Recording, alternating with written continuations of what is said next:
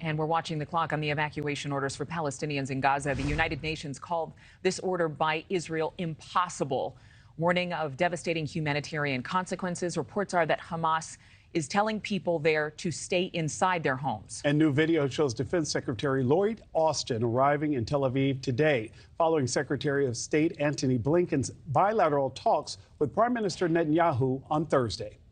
Now, Israel's Air Force says it hit 750 targets in the most recent round of airstrikes. That's hundreds more than we've seen in recent days. Now, Hamas's armed wing says 13 hostages, including foreigners, died in some of those strikes. Israel and other agencies have not commented on the potential deaths.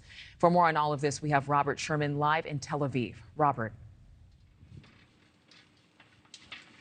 Good morning to you, Adrienne. And the message is clear from the IDF. The people of Gaza City have 24 hours to get out if they are a civilian. As I say, that the military will be operating there. And if they don't leave, those civilians will be in the line of fire. Take a listen to this.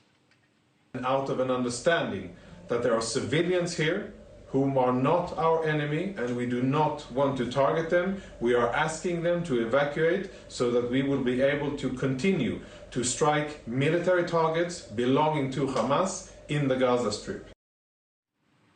Already, there's been a massive loss of life here, over 1,300 dead in Israel, more than 1,500 dead in Gaza, according to the health ministry there.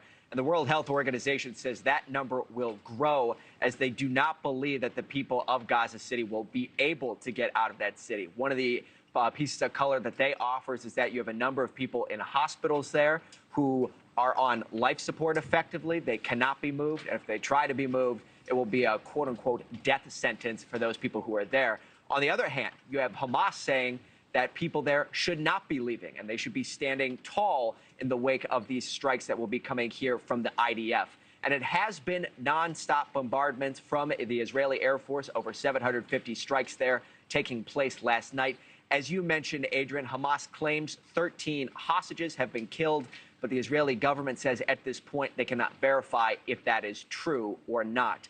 Meanwhile, as Defense Secretary Lloyd Austin is going to be on the ground here in Tel Aviv later today, the second time in as many days that a high-ranking U.S. official will be on the ground in the state of Israel. He says that his purpose here is to check up on the weapons and defense munitions that have been provided to Israel by the United States.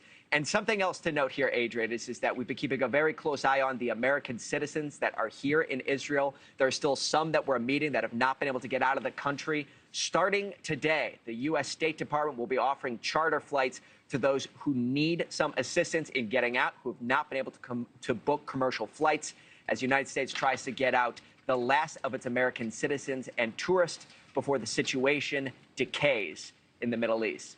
Adrienne and Nick. Robert, thank you so much. Lloyd Austin arriving today once again to show that the U.S. definitely stands with Israel. Thank you for watching. Go to newsnationnow.com to find NewsNation on your television provider. And don't forget to click the red subscribe button below to get more of NewsNation's fact-driven, unbiased coverage.